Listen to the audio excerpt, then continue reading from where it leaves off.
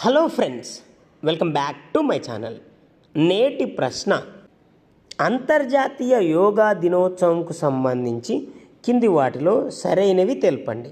ఇక్కడ చూడండి, అంతర్జాతీయ యోగా దినోత్సవంకు సంబంధించిన ప్రశ్న ఇది. వీటిలో సరైనవి అడిగాడు. యోగా వల్ల ప్రజలకు ఉపయోగాలు తెలియజేసే లక్ష్యంతో ఏటా జూన్ 21న అంతర్జాతీయ యోగా దినోత్సవం నిర్వహిస్తారు.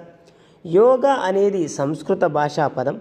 పతంజలి మహర్షి 1800 రకాల యోగా నియమాలను, 200 యోగా సూత్రాలను గ్రంథస్థం చేశాడు. ఇతన్ని యోగా పితామహుడుగా పేర్కొంటారు. భారత ప్రధానమంత్రి నరేంద్ర మోదీ సెప్టెంబర్ 27, 2014న ఐక్యరాజ్య సమితి జనరల్ అసెంబ్లీ 69వ సెషన్ ప్రారంభోత్సవంలో ఏటా జూన్ 21న అంతర్జాతీయ యోగా దినోత్సవంగా జరపాలని దీన్ని ప్రతిపాదించారు.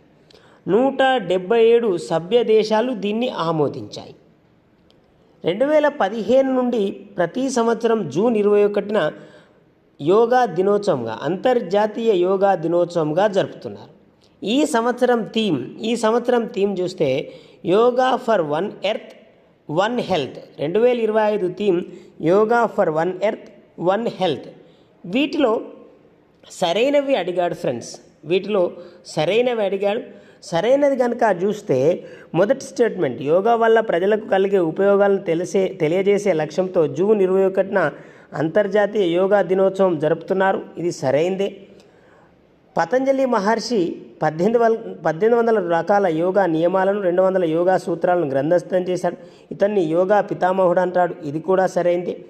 ఇక భారత ప్రధానమంత్రి నరేంద్ర మోదీ 2014 సెప్టెంబర్ 27న ఐక్యరాజ్య సమితి జనరల్ అసెంబ్లీ 69వ సెషన్ ప్రారంభోత్సవంలో ఏటా జూన్ 21 అంతర్జాతీయ యోగా దినోత్సవం జరపాలని ప్రతిపాదించారు. ఇది కూడా సరైందే. ఇక ఈ సంవత్సరం యోగా థీమ్ ఒకసారి చూస్తే